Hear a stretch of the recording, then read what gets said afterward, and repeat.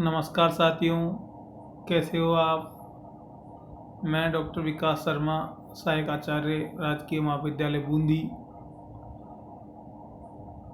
पिछले कई व्याख्यानों में हमने अरस्तू के सिद्धांतों का अध्ययन किया।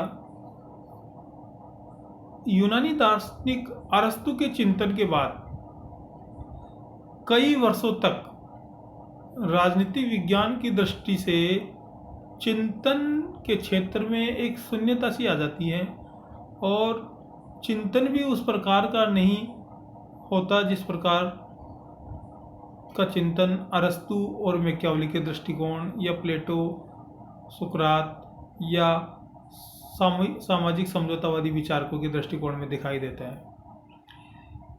ये जो चिंतन रहा अरस्तू के बाद, इसको मध्ययुगीन चिंतन भी कहा जा सकता है और मध्ययुगीन चिंतन पर धार्मिक प्रभाव अधिक दिखाई देते हैं।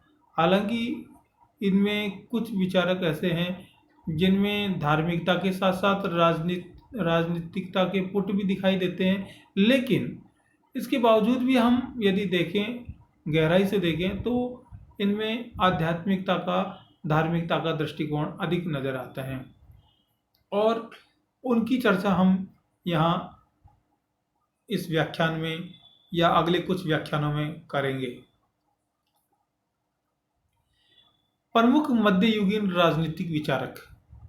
अब देखिए, मध्ययुगीन जो राजनीतिक विचारक हुए वो उनको दो कैटेगरी में बांटा जा सकता है, दो भागों में विभाजित किया जा सकता है।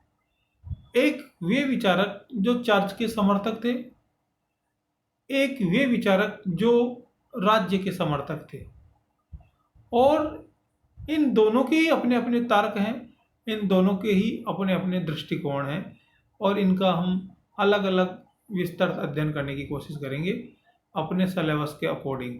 इनमें से कुछ विचारक ऐसे हैं जो अपने सिलेबस में नहीं है, लेकिन उनका संक्षिप्त अध्ययन हम यहाँ करेंगे, और जो विचारक आपके बीए पाठ तृतीय के सिलेबस में हैं उनका हम विस्तृत अध्ययन करने की कोशिश करेंगे। वे विचारक जो चर्च के समर्थक हैं, उनमें तीन विचारक यहाँ प्रमुखतया दिखाई दे रहे हैं आप लोगों को। एक पोप गेल्सियस, दूसरे सेंट ऑगस्टाइन, तीसरे संत थॉमस एक्विनास। ये वो विचारक हैं जो चर्च के समर्थक हैं, पोपसाई के समर्थक हैं। दूसरे राज्य के समर्थक विचारक। इनमें जो प्रमुख विचारक हैं वह हैं मार्सिलियो डी पांडुआ, यानी जो पांडुआ के रहने वाले हैं मार्सिलियो। दूसरा दांते, तीसरा निकालो मैकियावेली। ये तीनों विचारक राज्य के समर्थक हैं। तो ये जो चर्च के समर्थक विचारक हैं इनकी चर्चा हम पहले करते हैं, और उनमें जो पहले विचारक हैं वह हैं पोप गेल्सियस, चर्च के समर्थक विचारक पोप गेल्सियस। पोप गेल्सियस, देखिए, पोप गेल्सियस बहुत प्राचीन और चर्च समर्थक विचारकों में माने जाते हैं।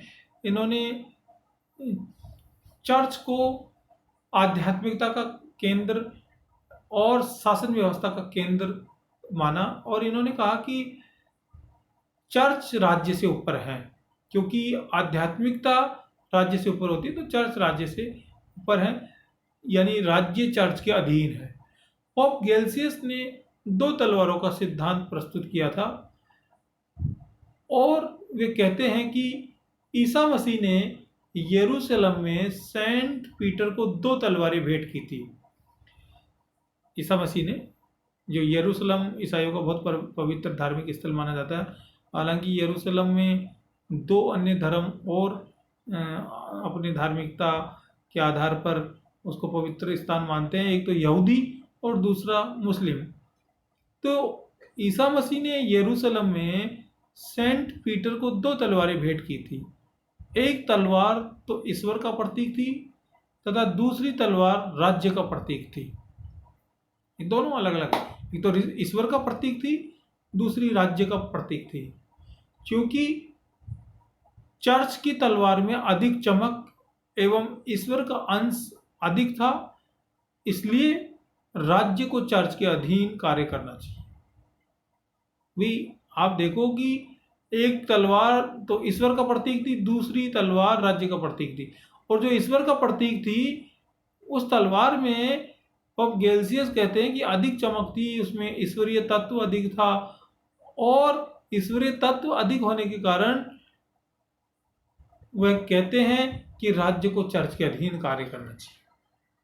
तो अपने सिद्धांतों में वह राज्य को चर्च के अधीन मानते हैं, और चर्च को राज्य से ऊपर बताने की कोशिश करते हैं।